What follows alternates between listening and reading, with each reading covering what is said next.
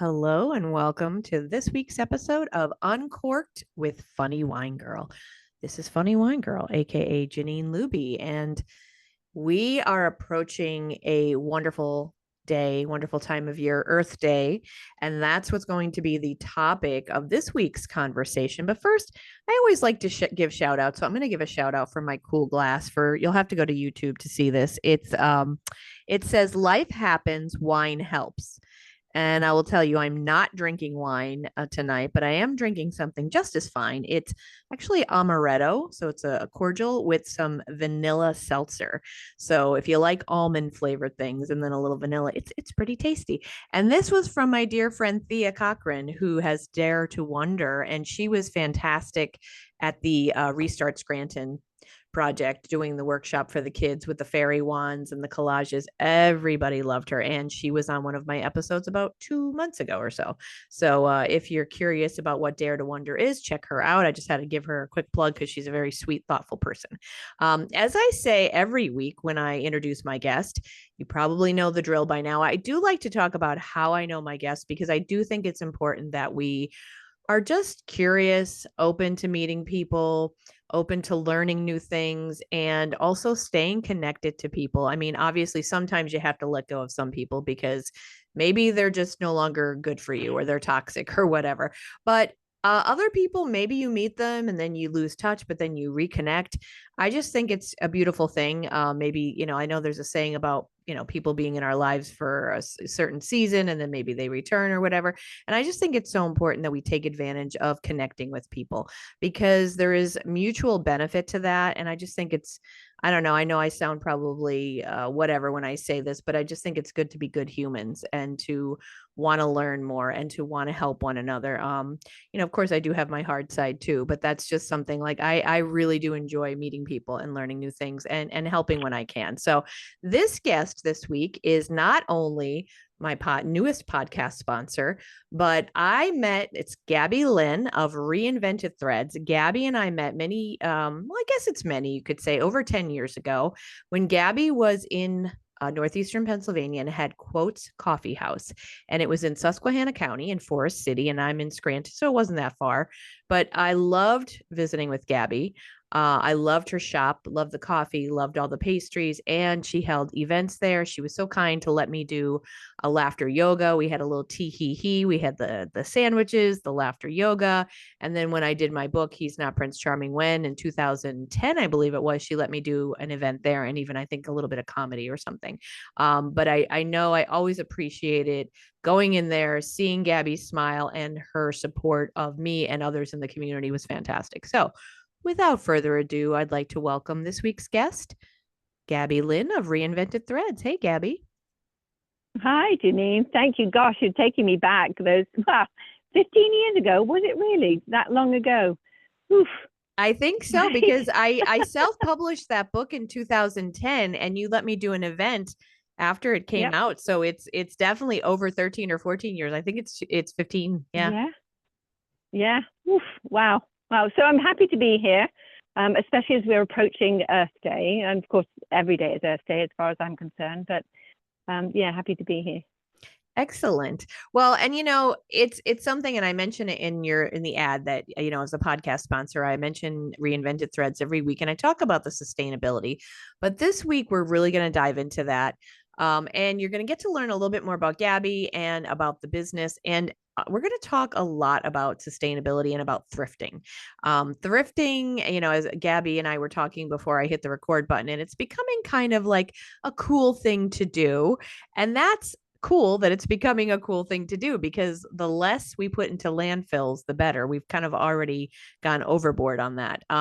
So let me just start, if you don't mind. So Gabby, you are originally from the United Kingdom, right? From the UK, Yep. and you came to Yep. America. We won't do your whole life story because I don't think you probably want to, but I know you have an interesting life. We won't dive into all that, but how long have you been here? And I guess whatever you want to share about that, and then we'll get right into the Reinvented Threads because I'm thrilled that you're here, by the way. I'm glad you chose to come to America. Thank you. Yes. Yes, I am too. It's one of the riskiest decisions I ever made, but the best payoff. So yeah, I came over with my job in 98. And then I just stayed. The company moved away from the US in, I think, 94 or 90s. Oh, no, sorry, 2004, so something like that. So I just stayed. I came over with my kids as a single parent, hence the biggest risk I ever took, and just stayed. My kids by that time were more American than English, so I thought, hey, you know what, this is rather nice. I remember, if I can kind of digress a bit, I remember moving to this little town, Monmouth Beach, and I remember staying there. It was my first year I was in the US, and I remember seeing this tiny little house with a great big boat parked beside it under a kind of a carport that obviously been made especially for the boat. And I remember thinking, wow, it's all about, enjoying yourself and having a good time. And, there were more places to go and eat where I could take my kids and things like that. So there seemed to be much kind of better standard of living as far as I was concerned, back then. And I thought, wow, I definitely made a good decision. And my kids would agree with me now. They're fully fledged, American people now. So best decision I ever made, although it was a risky one. And my dad in the UK, was always an avid car boot sale goer. So it's the kind of the equivalent of our garage sales and yard sales here. And we'd always go off as kids, we'd go off to car boot sales, and my mom was really big on repurposing from the charity shops, as they're referred to in England, the thrift stores. And so we would just always, from very young age, just always around, hey, one person's trash is another person's treasure kind of concept. Yeah.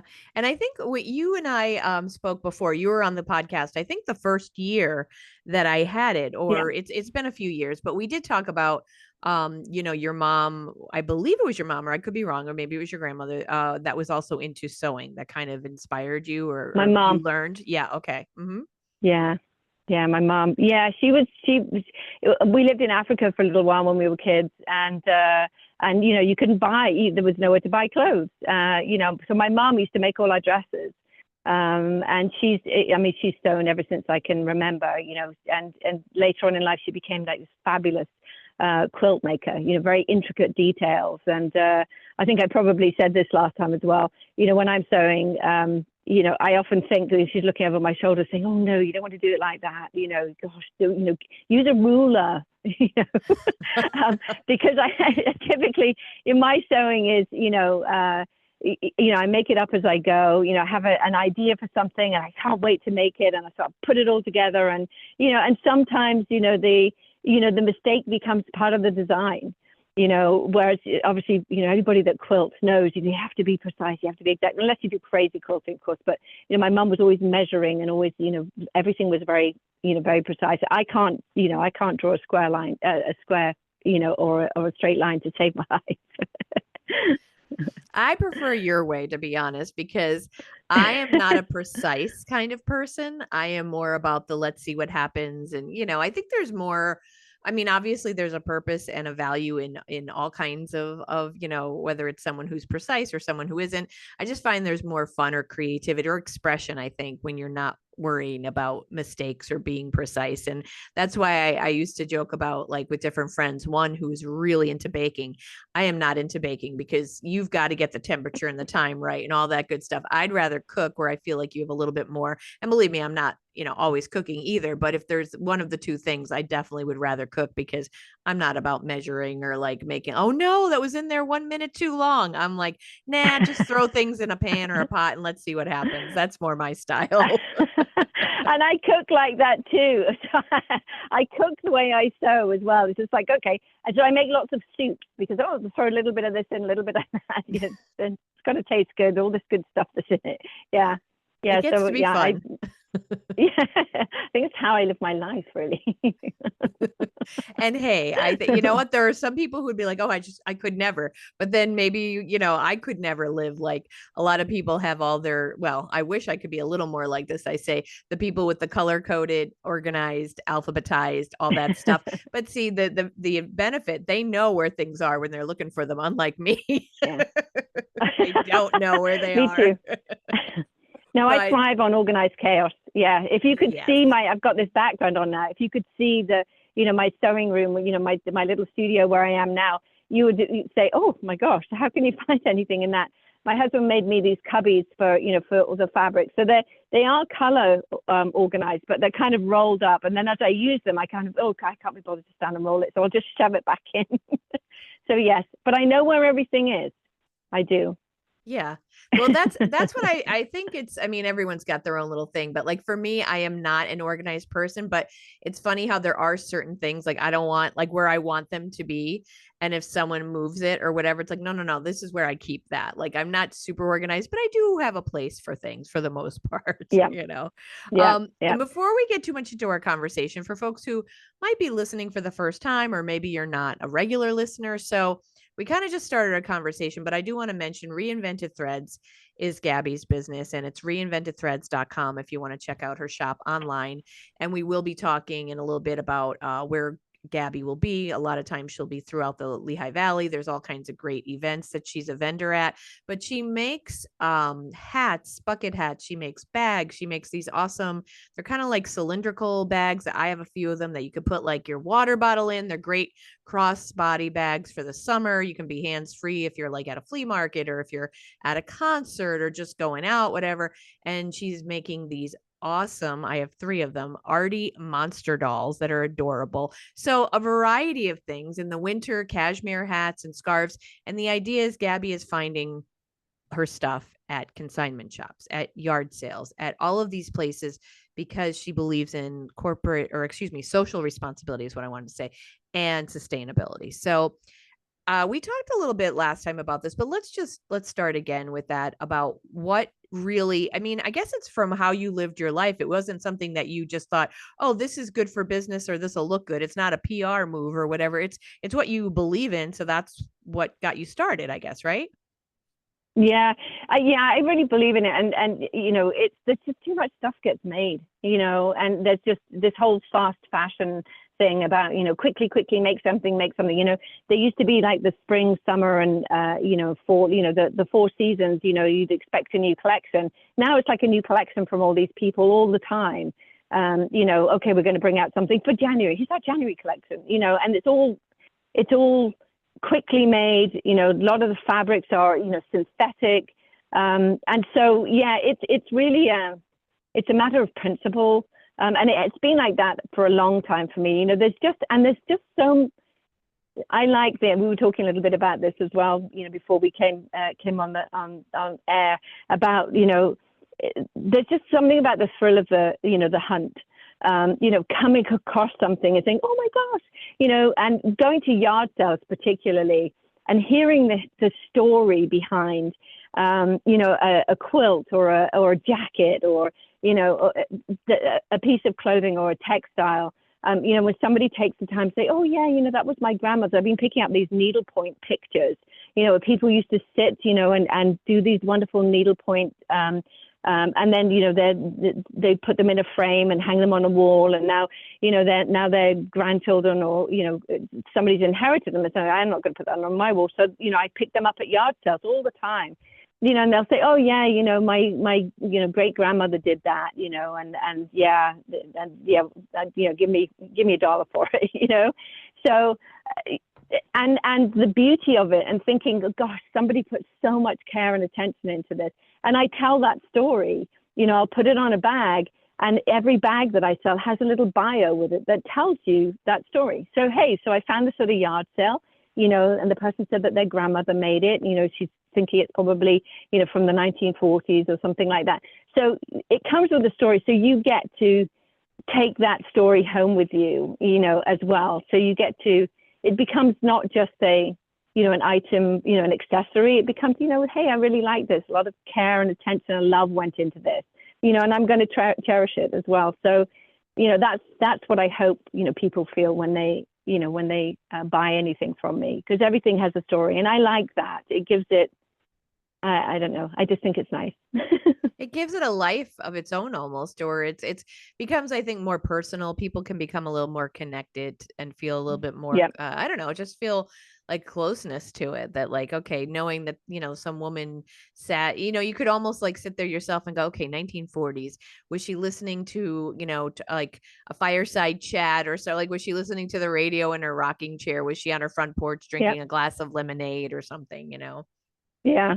Yeah. And then each of the bags as well has either a word or a saying on them, just for inspiration. So, you know me from Quotes Coffee House, where we had a quote of the day.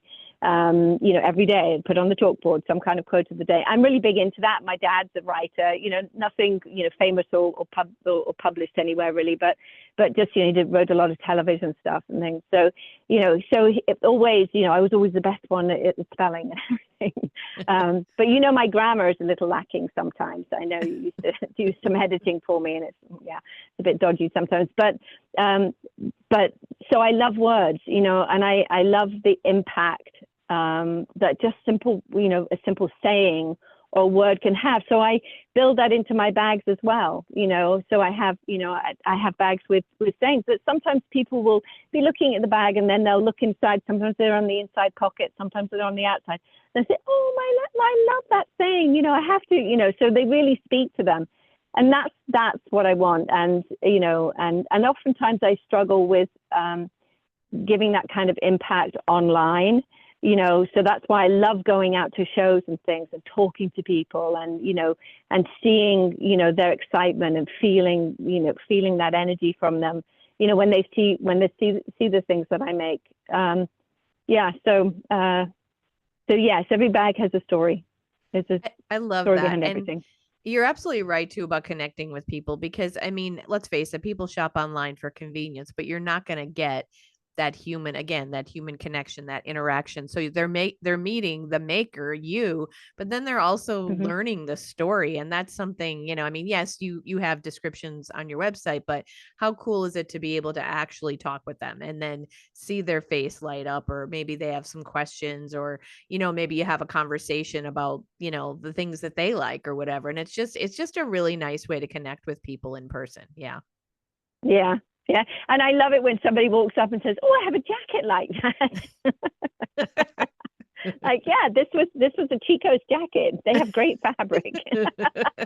There you go.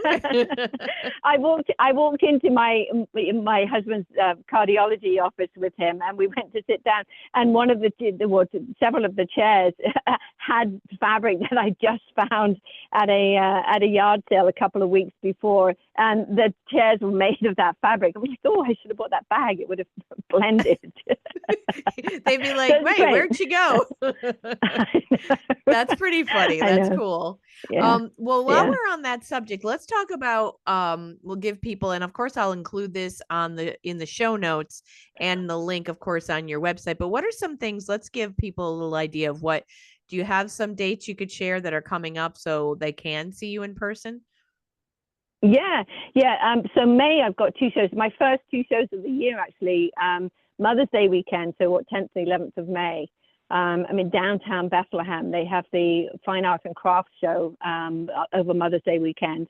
So it'll be, I think, my third year doing that one. So that's always a good one, always well attended. And of course, there's some fabulous restaurants and lots to do in Bethlehem. It's a lovely, lovely little town for anybody that's not been there. It's really great. So that's going on that weekend. And then right after that, the following weekend, just for one day, there is I think it's the 18th, is Plant Fest, which is at Steel Stacks. And that's just one day. And that one, so I'll be bringing lots of bags with flowers on, with flower themes.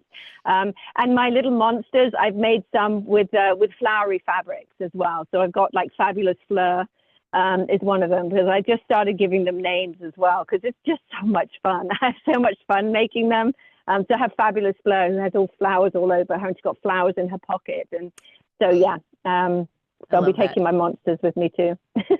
Well, and I just got my laughing Lottie when I saw you, and I love her. I have the three of them, my dolls, sitting together. I'm thinking I might want to do a puppet show or something with them. Yeah, I have so much fun making them, and they're from, again, because I don't throw anything away. I use my scraps of fabric. The little. I I make lots of bucket hats, reversible bucket hats for the summer. So old jeans and things. And I was always struggling with, okay, well, how am I going to use the seams? And sometimes I build it into the hat as part of the design. But I could lots of seams, and I had found somebody that said, "Oh, you just give me offcuts, and I'll make jewelry out of them." But then I thought, you know what? They make great little legs because they're jeans. They're like their own little jeans. So all the monster dolls have little jeans on, which is just made from the seams of the jeans. I In a love that. desperate attempt to never throw anything away.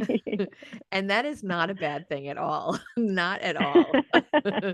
So, folks, I will list those dates in the show notes. And of course, when I promote this podcast. But so, would you say most of the shows you do, is it fair to say that most of them are in the Lehigh Valley area? I know you might venture out a little bit to the Poconos sometimes, but for the most part, you're usually in the Lehigh Valley area. Is that right? It's around about the Lehigh Valley area. Yeah, and actually all my events are on, if you go onto reinventing.com and go under the events tab, you'll see them all listed there. Yeah, I'm doing one in June.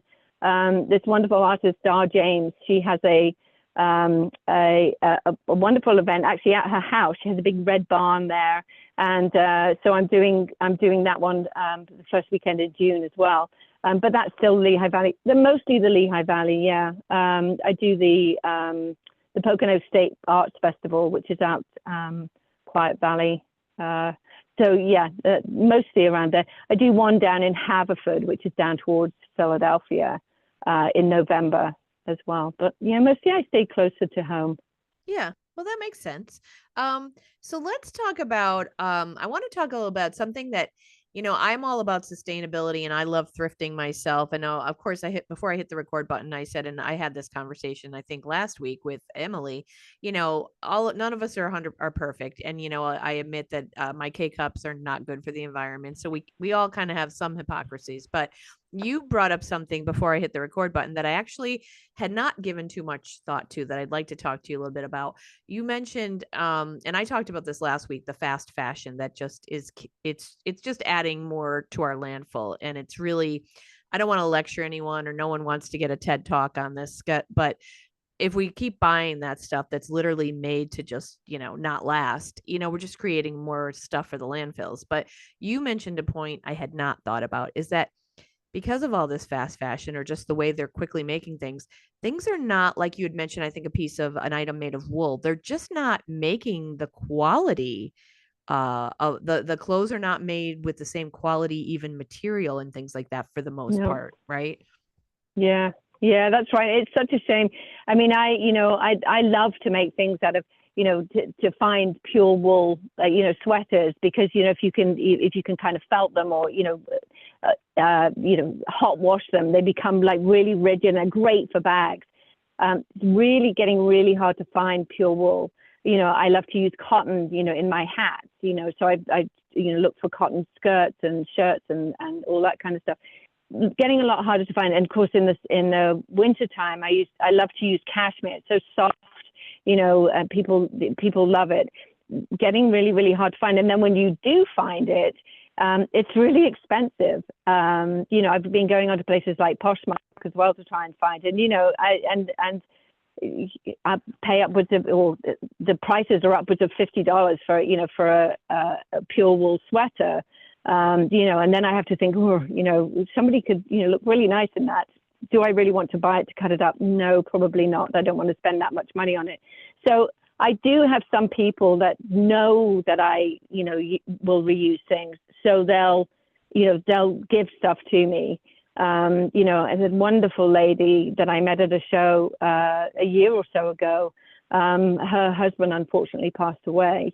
And she called me up and she said, you know what, he had all these wonderful tweed jackets, real tweed, Harris tweed jackets. She said, could you do something with them? Yes, please. So she gave them to me, and I've made some, I make like the winter bucket hats out of tweed, and I patchwork the tweed as well. So, and I make bags out of them too. Who doesn't like a, really nice wool, pure tweed wool jacket? Bag. So I do have some people that know what I do, that know that, I'm not going to throw things away. It's not going to go, it's not going to go unloved. So I do have some people that do. I have two wonderful people that follow me around. They bring, a garbage bag full of stuff that they've collected. Oh, we were just cleaning out a closet again, and we just decided we give you first dibs if you want this stuff. And they're wonderful. I met them very early on, and thanks Holly and Frank. They just wonderful people, and they always think of me when they're when they have stuff to throw away. I don't know if that's a good thing to say. Always think of me when they're putting out the garbage, putting out the trash, right? Here comes Gabby. She'll pick it up. That's it. So they give me first dibs on it, which is great, and I know you've given me some pins and things as well, which I'm still sitting on. But one time, and that's funny because that happens a lot too. Somebody give me something, and then I'll see them at a show and they say, "Well, I haven't seen my thing." No, I haven't found the inspiration to use it yet, but it will come. And it's, I made these, my husband and I made this raft out of kind of foam board and stuff. And I had a whole bunch of it left. And he's like, "Oh, we'll just put it out for trash." No. So I saved it, and I've actually put, like jute fabric over it. And that's where I keep all my pins. I've got it just against the wall. And I use it, because it's great to push the pins in. So the pins are sitting there and they'll be used, but just, I just need the right piece of fabric to match them up with. I love that. And we've talked about this a little bit, I think last time, that but I love that because it's intentional or it's inspired. It's like, you're not just like, you have to get, it has to speak to you or whatever. If you get the right fabric and you go, "Oh, I know what pin I want to put with this." And it's a whole creative process, I'm sure, that I think must be so much fun. Yeah. Yeah, I know it is. It's great, and I get lost down here, and I go upstairs, and my husband's like, "Who are you? I haven't seen you for ages."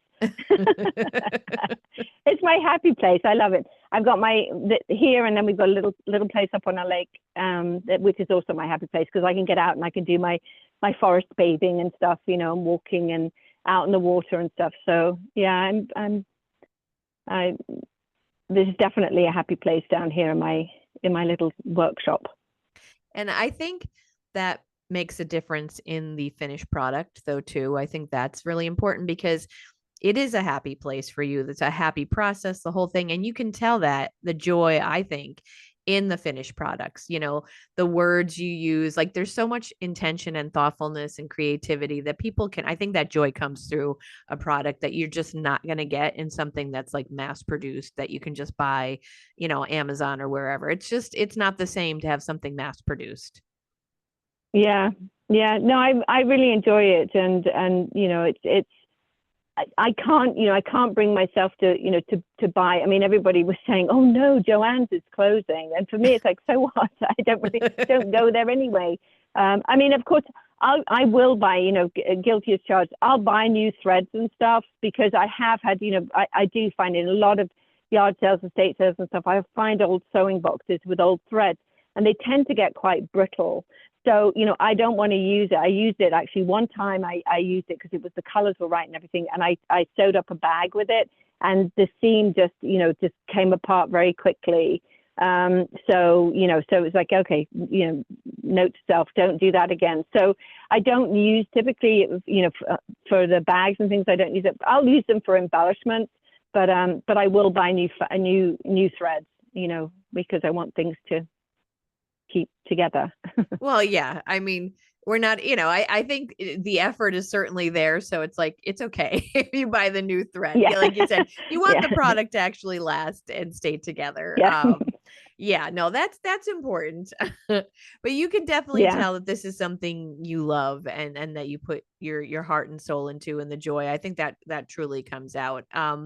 We talked before about like, the fast fashion and things like that, but this is really, for you, this is really important, this matter of not throwing things out. But as you were talking about your friends who've become like so helpful with the things they give you, do you ever find it hard? Because I will say with my project with Restart Scranton this year, I was always someone who hated litter, and I was always like, I picked it up and things like that. But now, since this art project, I have a hard time walking past something without picking it up. And I'm like, Yeah. I'm like, oh, I'm gonna make art with that. Do you have a hard time letting go of stuff? Now I know you can redonate it, but like you must have a lot of stuff that if you think, well, I'll eventually find a use for it, does it ever become an issue where you're like, yeah, okay, I need to pare down here? Yeah, and in fact, I've just kind of done that. And there's the wonderful what is it Facebook Marketplace where they have there's a free group, just giving things away. I'll put a lot of stuff on there. And in fact, I just a friend of mine told me about an art studio out in New Jersey where she actually takes donations of art things, so fabric included. So I'm going to probably take a trip up there and just see if she wants any bits of fabric. And of course, I did think about coining in on the fact that Joann's is going under, and cutting some fat quarters for quilters out of some of the excess fabric that I've got, because some of the stuff that I think, gosh, I'm never going to get through all of that. Just making some stuff and just having little rolls of fat quarters for quilters, and seeing if I can, I can, attract them to fabric that's it's been used before, but it's still good in a quilt. Yeah. Yeah. I love that idea too of that, as you mentioned in Jersey, the art shop. And I heard someone mention that recently, a place similar. Someone mentioned it around here where you can, donate things and pick things up. And our local library here in Scranton, I'm sure they've been doing it for a while, but I just kind of paid attention to it this past fall. It was called a craft swap. So you can bring in things that you no longer use. So like even if you've used half a spool of, ribbon or something like that, you donate, let's say you donate 2 bags. Well, then the night that they have it, if you had donated 2 bags, you get 2 tickets. So you can fill two Right. bags. So of course you're not like clearing out because you're taking back. But I did it this year and it was my first year and I was like, oh my gosh, because in the summer I had taken a sewing course and I did make a headband and a bag and everything. And I've got this old sewing machine that our seamstress that my parents and I use gave to me. I did take Mm. it out of the box and I really don't know. I think I need to take it to a shop. But anyway, at that craft night, there was a brand new like pillow filler and this really cool fabric. So I'm determined, even if I do one of the most piss poor quality jobs, I'm going to make that pillow. I'm doing it. It's funny you should say that actually, because my son's about to get married and we're doing the wedding here, and I had some fabrics here, and so I had kind of some excess of just the scraps, and I'm thinking, oh, what am I going to do with all these scraps? And I make the monster dolls, I make my raggedy fish, which I stuff, which is just fish that hang up, and I embellish them with that, with all the scraps, and I stuff the scraps inside. I thought, oh, what can I do? Oh, I know. Let me put some nice pillows around with some of this fabric that I've got. Let me quickly sew together some pillows and stuff the pillows with the bits of fabric. So I have. A couple of days ago, at the weekend, I put together 3 pillows, and that's how I got rid of that fabric. There you go. So I'm envious when you say, let me quickly sew together some pillows, because I'm gonna make this one pillow. I don't know how it's gonna look, but because I was so proud of myself in the sewing class, but I fear that like I won't remember what I've learned and without having someone to guide me. And I mean, it wasn't a pillow. I figure if I make the square, it's not super difficult, but I still don't know. I'm figuring that's why it's my goal for this summer. If I make that one pillow, I'll be happy. Hey. It's good to have Yeah, goals, right? yeah. It is good to have goals. It is good to have goals, and good to to use some stuff that's been pre-loved. Yeah. Yeah. I'm definitely all for that. Yeah. So yeah, it's definitely my thing. I just can't bring myself to walk into a store and buy new fabric. I just can't. There's just so much. And the quality, you mentioned about that before, the quality of the fabric too, it used to be made so much better, not just the seams and things of the actual garment, but the actual quality of the fabric is so much better. And you look at a lot of stuff today, if you go into, any of the stores for new clothes, it's thin, it's flimsy, it's chemically produced, it's going to sit in the landfill forever. whereas at least if you do manage to find, things made out of hemp or whatever, those things are at least going to, break down in the landfills, if they do end up there, which hopefully they won't. But it's horrible, the amount of stuff. So I will buy used clothing. If I like, when I go into a thrift store, it's the texture, it's the color, it's those are the things that appeal to me. And then I'll look at it and think, okay, can I make a bag out of that? Yes, I can. And, I do go on a mission to look for cotton, linen, that kind of thing. But, if the color is right and the pattern screams at me, buy me, then I'll buy it. And it may be, polyester or something, some synthetic fabric. But you know what? I feel good because I'm keeping it in circulation. That might be something that was earmarked for, getting bundled up and being shipped off overseas somewhere to end up on some beach somewhere, or, it's just one of the, 92 million tons of, textile waste that gets, that gets, who knows where, incinerated or ends up in a landfill. At least I'm keeping it in circulation. So, and it becomes something that somebody loves, and a bag, a lot of people keep bags for a long time. And I actually found one of my bags on, was it Poshmark? I think it was Poshmark. Somebody was selling one of my bags, so I bought it back. Oh my gosh. Wow, you've made it when your stuff's on Poshmark. I know. I bought it back and then I just reworked it. I changed the flap and I changed the strap and I just reworked it. It's in perfectly good condition. I'm thinking maybe it was a gift that somebody didn't want. And then I just, sold it on again. So it was good. I was really tough to see it was, on Poshmark. I've made it. You're the big time now, Gabby. That's it. That's it. We talk about the stuff ending up in the landfill too, and it's like, I think this goes beyond for the longest time, and I don't know, maybe in different circles or different kinds of conversations, and it becomes political or like, oh, you're a tree hugger, or hippy dippy, or whatever, through the years. But it really, I mean, I think for me, I was joking with friends that this documentary scarred me, the one on Netflix, Buy Now, the shopping conspiracy, because that's where I saw the clothing. Yeah. I mean, and again, I am guilty of, I'm not saying that I live a completely sustainable life. I have so many things I can improve on, but that made such a mark on me seeing like, and it wasn't just the clothing, like they talked about how computers are deliberately built to break phones. They don't want you being able to unscrew the back or to do work in them or have someone work on them for you because they want you to just buy new ones. And it's like, this goes way beyond just like, oh, you love the earth. It's like, why are we doing this? Because things are just building up and building up. And you mentioned before, like the chemicals in certain fabrics or materials, that's dangerous. So like, why would we want that? Even if you're not someone like, if you think, oh, well, that's a hippy dippy thing, which is so silly anyway, that it has to be a right, left, whatever kind of like political issue. It's about our earth and our resources. I mean, it's really maddening when you look at that. I was getting infuriated watching it because it's like, what happened to, like you mentioned, the good fabrics, but like the days when you would buy something for the house, whether it was a certain small appliance or whatever, and it would last for 10, 15, 20 years. Now it's like 2 years and you just buy another one, Yeah. We become such a throwaway culture, I mean, that's just who we've become, and it's such a shame.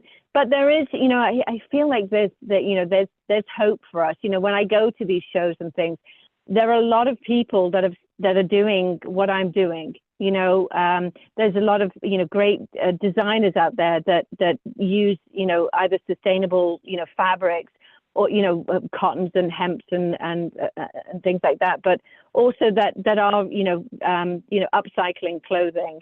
There are people out there that are giving classes and encouraging visible mending. So what have you got to hold? Make it part of the the pattern, but make it part of the decoration.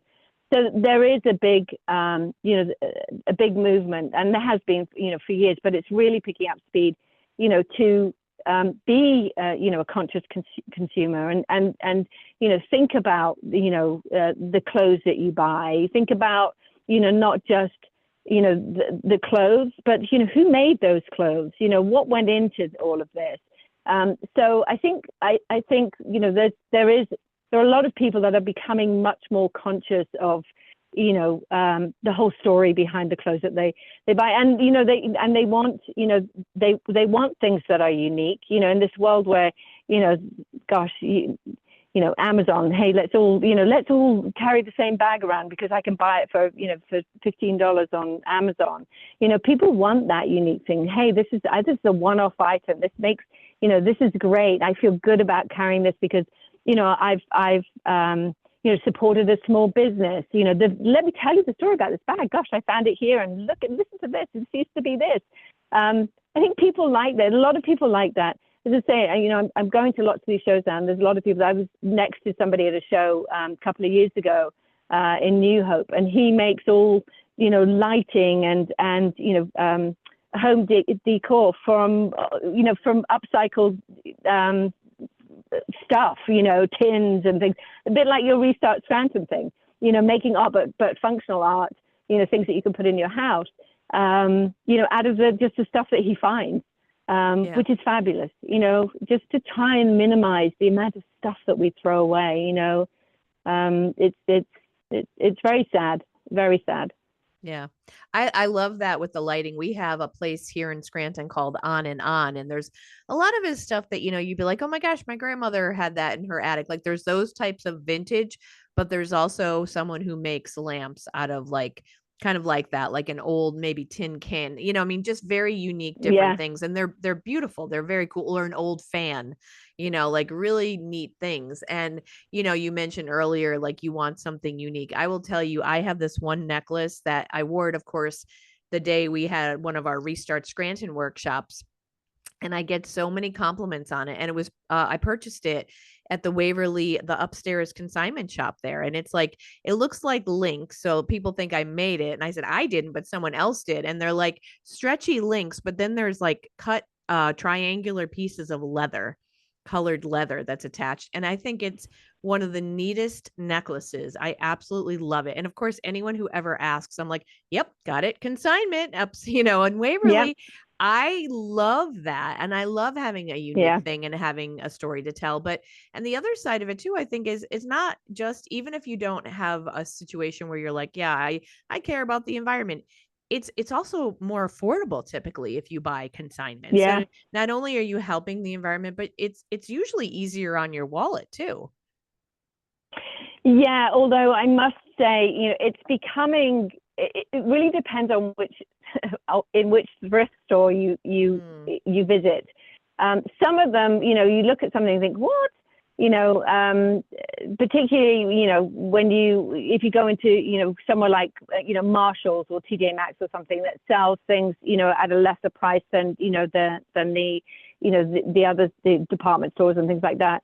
So there are sometimes things are becoming a little bit more expensive. I think as people, are gravitating towards thrift shops, there seems to be a trend, and believe me, I'm in them a lot, and have been for years. So I can kind of see things are getting more expensive, as the people realize, wow, we're getting lots of people here, and we can sell stuff for more, and I mean, the good thing about it is that hopefully, these thrift stores are giving, some of their profits or some of the money they're making, to the causes that they're supporting, that would be good. But things are, and with fast fashion, some things are so cheap, that people will say, oh, I'll just run to, I'm not going to mention the names. Any of the names. Yeah. Any of the names. I'll just run there and, and buy that. And oh, well, why don't I buy it in a different color too, just in case, so I like the idea of, okay, I've got an idea about what I want. Let me go to the thrift store and see if I can find something. I love that. I mean, that's just me, it can take more time. You're not going to go online and just, click, yes, I'll have the yellow one and the blue one. You'll go out there and just see, oh, you know what? I never thought of that, but hey, this is great. And look, it's vintage, or, for me, it's just preference, but I think we should all be thinking much more consciously about, where we find, where we get our clothing. And then, a lot of things that you find in thrift stores, better qualities, it's going to last longer, Yeah. and then you put it in your closet, and then, dress it up, dress it down, and then maybe if you're into sewing, maybe take the sleeves off or, something, modify it. There's just so much you can do to just keep it, keep it in circulation so it doesn't end up in the landfill. The horror of, all these clothes and things just ending up sitting there, amongst all the garbage is horrible. Yeah. Just don't like that. And I guess I'll admit I was ignorant or naive or whatever. And I think it was years ago having a conversation a few years ago with you about how many bags of clothes are in the landfill. And then of course seeing that Netflix thing this year. But I just thought, oh, well, I donate to Goodwill and Salvation Army. So I had this naive notion that things were all going there. And then, reading all these articles about the fashion industry, how much actually is being literally thrown out. I was like, grabbing my pearls, like, what? I didn't know this was Yeah. happening. I didn't realize, but I guess I should have realized, it's got to go somewhere. But yeah, Yeah. to your point, I guess it's not just about affordability because certain things are getting higher. But I guess my point too was just, maybe finding something unique or nicer. Okay, so maybe Yeah. you can't beat a $5 shirt for crying out loud, but is that Yeah. really what you want to do? Have it last for like, wear it one vacation and then who cares? You know what I mean? Like if we can get people to think, oh, you want your clothes to last a little bit longer, Yeah. No, absolutely. Absolutely. Yeah. I mean, my kids, they don't, they've been dragged in and out of thrift stores ever since they can remember. And, I was mentioning to you earlier, that, my oldest son, I don't think he's ever bought a new pair of jeans. He just goes to the thrift store to buy his jeans. That's it. That's just what he does. So it's good. I brought him up right. I'm happy about that. Yeah. But yeah, it is. It's. I'm happy to see that there are more people, selling, at the craft shows and the art shows, more upcycled goods. Lots of things, which is great. Really good. Yeah. Happy It to is see cool that. to see. Yeah, absolutely. Yeah, and not just like, what you're doing, but all kinds of cool things that they're, incorporating. And like with the Restarts grant, and I've seen many different artists out there creating cool art or accessories for like home decor or something that's from upcycled things. And I just think it's awesome when I see that. They're always more interesting to me. Yeah, yeah, yeah. I think having having the story behind it is really good. And and my monster dolls, I say, they come with a little tagline that says, they're created imperfectly to inspire. Some of them have one leg is longer than the other. It's okay. We're none of us perfect.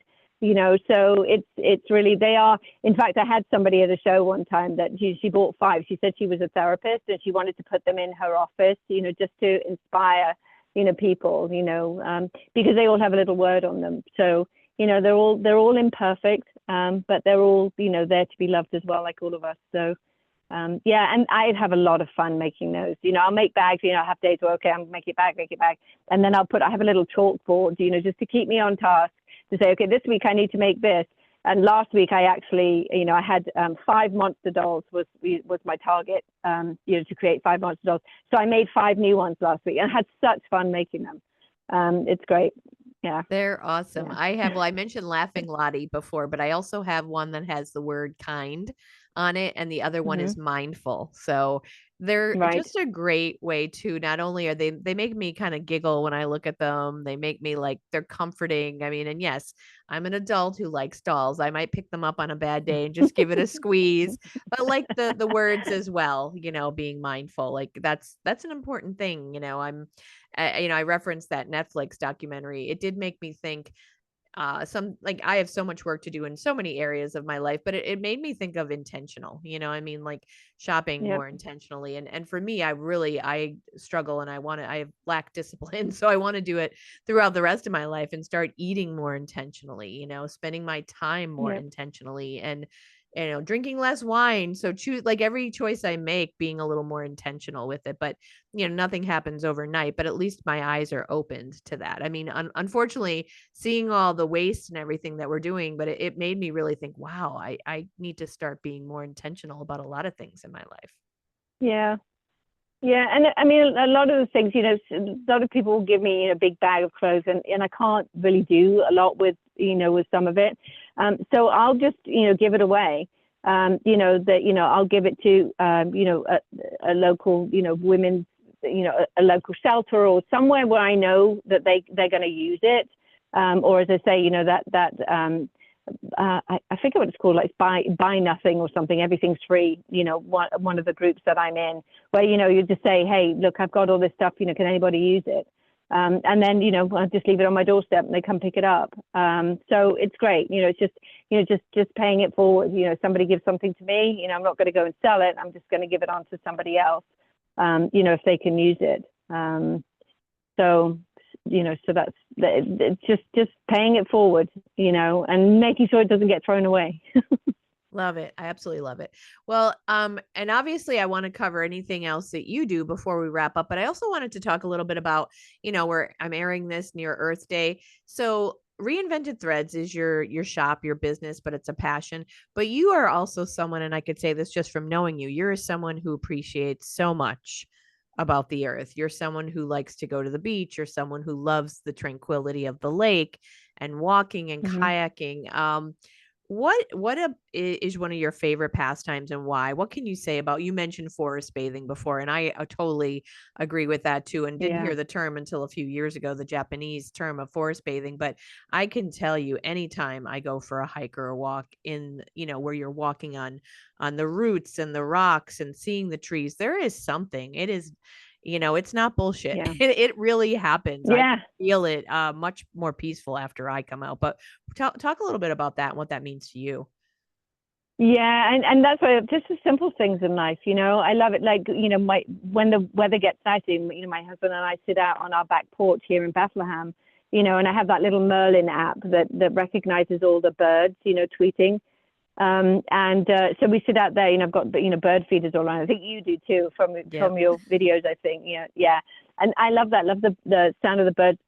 My second best happy place, well, actually it's probably about the same, is the lake. You've been there, it's just being on the water, closing your eyes and just taking it all in, the sound of, the wind in the trees, the birds, if you're out on the water, just that sound of the kind of the lapping of the water on the, on the vessel, whatever vessel you're in.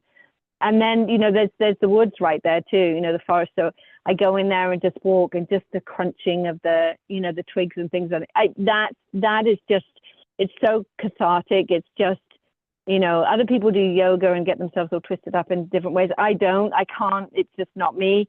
A great appreciation for that, especially after yoga. But the sounds of nature, when I go walking, I never have, ear things in, I'm always just listening to what's going on, the environment and things. I hope there's no fracking up there this year, because that kind of spoiled things a bit for me. The last couple of years, that we could hear the sort of humming of the drills and things in the background, which was terrible. But hopefully, I think they're all finished up there now, but that's what I love. I love just being out in nature. I just find it's just calming. Just even talking about it, it's just calming. It feeds my soul, and I just love it. It's great. When I was a kid, we lived on the moors in England for a while, and my brother and I used to go off running around on the moors, and we'd take a blanket and we'd go and sleep outside overnight, under the stars. And where we lived on the moors, there were actually wild horses, which I took a trip back there a few years ago. My brother passed away, and so we went back to sprinkle his ashes in one of our favorite spots. And my sister and I went, and to still see the horses there, they're still there on the moors. It was like a time, time capsule. Everything looked the same. It was wonderful. But that's what I love, just nature. Just being out there and breathing it all in, and just and just appreciating the good in the world. Yeah. Yeah, we could certainly use that now. I mean, I think it's so important. Put the screen down, right? Put the nothing can replace. I know for me it's my Yep. happy place when I go kayaking at the state park. It's like I can be having the worst morning or whatever, and usually a lot of it's self-inflicted. But you know how my response to things, my anger to things like and not everything's intentional. So I realize they're not trying to be jerks. I just need to calm down. But when I get in the kayak and I'm out there and I'm looking for my buddy, the great heron. I just Oh love. yeah. Oh my gosh, it's almost now it's comical when I do go up there because you know if I kind of I've snuck up on them a few times and I like want to get beautiful pictures and video, but I we joke that like the bird's like get the hell out of here. It freaks out at me. It's like makes the noise and everything. But the one was the Speak to my tiny. agent.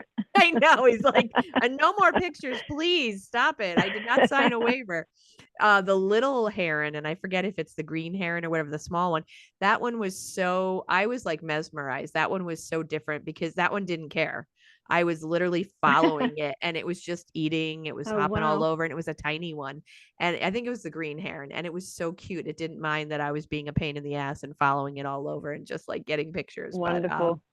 yeah, that is so I totally get that. I joke now that like I've passed in or like turned in my dating apps for bird identification apps. Like that's where I'm at now. Yeah, I've got that's that it. same app for the birds.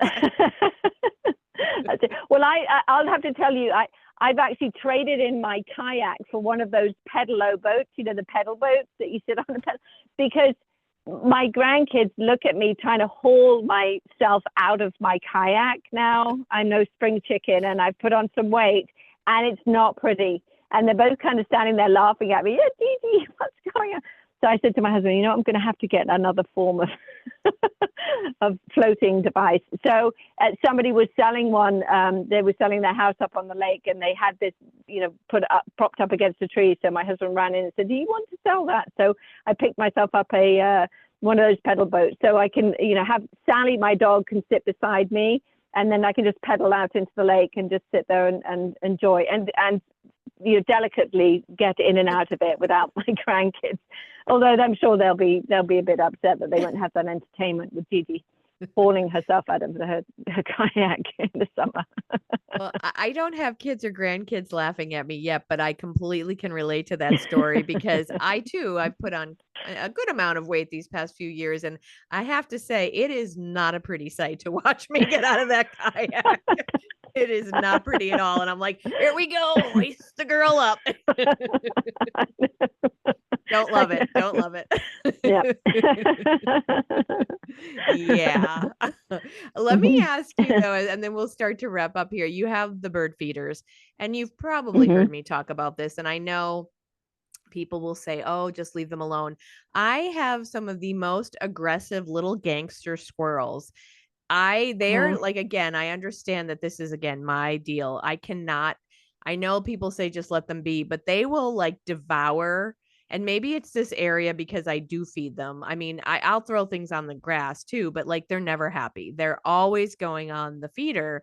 And I get angry because then the birds aren't using it. Do you have that issue? Because I know Mm. of other friends who are like, no, they don't bother my feeders. Maybe it's just me. I don't know. No, and I'd have to be one of those friends as well. No, they don't bother me at all. No, we don't have problems with that at all. I tell you, two of my bird feeders though are at the coffee shop. I had, you know, for the laughter, we used in the laughter tea. You know, the cake, the tiered cake things, you Mm. know, that you put. So I've got two of those as bird feeders. I Mm. put the big one on the top so it acts like a lid, and those are two of my bird feeders. Um, Oh. and no, and I've got them actually hanging on one end of my washing machine. Wow. I think Scranton um, squirrels are just extra aggressive. I don't know what the deal is. but they don't. No, and but then we have two dogs too, you know, Mm. and there are always cats, you know, milling about. You know, we don't have cats, but they're milling about outside, you know, our yard. So perhaps we have too many other kind of animals around that the squirrels just stay away. Hmm. But we don't have that problem. So sorry about that. Yeah. No, that's okay because I've tried. I know. I think it's also me too because they say what you put out your energy to, you get. So because I've been so son of a bitch, those damn. I think because I put so much energy out, they're like, yes, she wants more of us. So I'm putting the energy out, and they're calling me, and I'm like, no, no, because I've tried everything I've read online. Like, oh, they don't like crushed red pepper. I've used that. They don't care. I've bought Yeah. I'll use air quotes, squirrel proof feeders. There's no such thing. They got on those and they Yeah. they gave me the middle finger and laughed at me. I mean, it was like not good. So I've tried the only thing that works, and I've gotten some people will yell at me, and I'm like, simmer down. If I put Vaseline on the pole, they slide down, and it's quite delightful to watch. And the birds, people only freak out because they're like, don't do that because it'll get on the bird's feathers. Well, the birds are not like standing sideways. They go on the top part. And of course, I don't Yeah. Vaseline that. I only Vaseline the bottom part. But it is very rewarding for me to watch the squirrels slide down and I stand there and laugh at them. So yes, I do have a problem. I have a problem. What can I say? Love it. Oh my gosh. Well, enough about my squirrel story. So I will put in the show notes, of course, the link to your shop. Be sure to check out the calendar for all of your upcoming events in May and June. But was there any final thoughts that you had that we just did not cover that you were like, I'd really like to say this? I think really just, just think about, next time you need a new dress or a new, a new blouse or something, make the thrift store, one of the places you think about. I know there are also, swaps where you can go swap clothing as well. So those are quite popular. So look, maybe on Meetup, you can see is there, one going on in your local area. You just think about, instead of just clicking that, buy now button on Amazon, going out there, making it an adventure to go out and try and look for something. I think, just putting more thought into the things that we buy. I think everybody needs to be really doing that, I don't want to be sort of on my soapbox telling people what to do, but I think I think it just adds, just adds that little bit of depth and, and feeling to what you actually end up purchasing, and you can tell the story about how you found it, as well, which is, it's fun. And the quality too, there's a lot of good quality stuff that just gets donated to the thrift stores, or somebody's just cleaning out, auntie, great Aunt Annie's attic or whatever, and so, and it's great to just go and discover these things. They're all out there waiting to be found. Yeah. That's great advice. We've had a few I've noticed in Scranton, at least two. I miss them. I'm sure they'll have more of those clothing swaps. Those are relatively new to our area. I think last fall is the first time I had seen them here, but that's a really cool idea. Like bringing items and then they give you tickets and then you can get some items. That's how they're done here Yeah. anyway.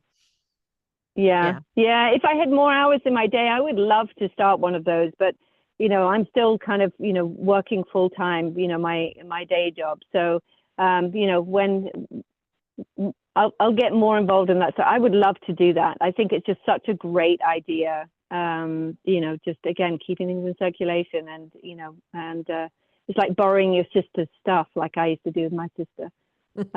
Yeah.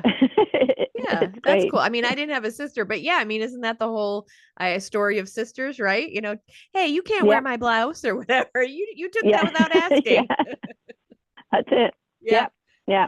So, One of my yeah. future goals for Restart Scranton is to do some kind of project, maybe next year. I don't know. We'll see. Some kind of and I think I'm sure other people have done it too, but I'd love to do a fashion show of thrifted clothes, but also maybe upcycled items as well. Things that were Yeah. made from thrifted or upcycled clothing. I think that would be cool. Yeah. Yeah, it'd be Yeah. fun. Yeah. I think sometimes thrift stores do that too. And yeah, I think that's a great idea because it kind of really inspires people too, because people are really surprised, to see, wow, gosh, that looks good. Yes, and it only cost me $5, So yeah, I think that's great. Yes. Oh, pick me. I'll be in that. Yeah. Oh, definitely. Well, I was thinking of you too. We'll have to show off one of your bags or something, or maybe a bucket hat too. Yeah, that would be kind of cool. Yeah. Yeah. Yeah. Well, Sounds and good. Well, thank along you. the line of being surprised, though. I will say I'll just give it one more plug because it is up through April 26th here in Scranton, the restart. That was kind of the reaction to a lot of the art. And I was just Yeah. so proud of that project because not just people who came together and did it, but like I think it even surprised some of the artists how well it came together. I know my mom can Yeah. sometimes be a tough customer, and I took my mom and dad opening night, and my mom's like, I just can't believe those things were trash. And we're talking literal trash. Like we had done a cleanup, and to see the pieces that as they were used and go, oh my gosh, that is Yeah. so cool looking. And it's just, again, just some coming together, some creativity, some innovation, thoughtfulness, and it just, I think it really surprised some people, and I'm so thrilled about that. Yeah, I love that project. I thought that was great. Yeah, if I didn't live so far away, I would have loved to, rolled up my sleeves and got involved in it. It was fabulous. And I love some of your art too. I saw all the pictures of it, really great. So yeah, Thank you. that's fantastic that you did that. Yeah. Thanks. Well, I want to keep it going in some capacity because, I mean, Yeah. unfortunately, there's no shortage of litter here in on our streets, and it would be great to get. And I know young people do it. I know there's been a couple cleanups at some of the local like little league fields and things like that, and they got the kids involved. And I think that's so important. I mean, get them Yeah. involved now in caring for the earth. And I know they do. There are a lot of hell, there's a lot of younger kids that actually tell their parents and grandparents, I think sometimes, which is Yep. good. Yeah. Let them teach the older Yep. folks. Yep. Yep. That's right. That's right. However we get Every there, as day. long as we do. Yeah.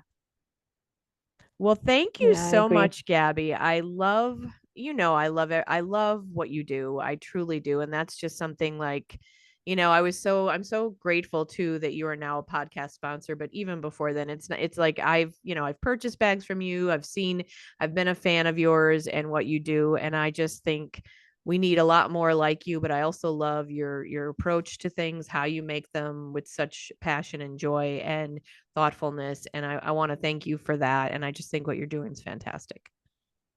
Thank you. Thank you. And I think what you're doing is fantastic too. I love that laughter yoga session just recently that I joined. I can't help but laugh, actual real, belly laugh.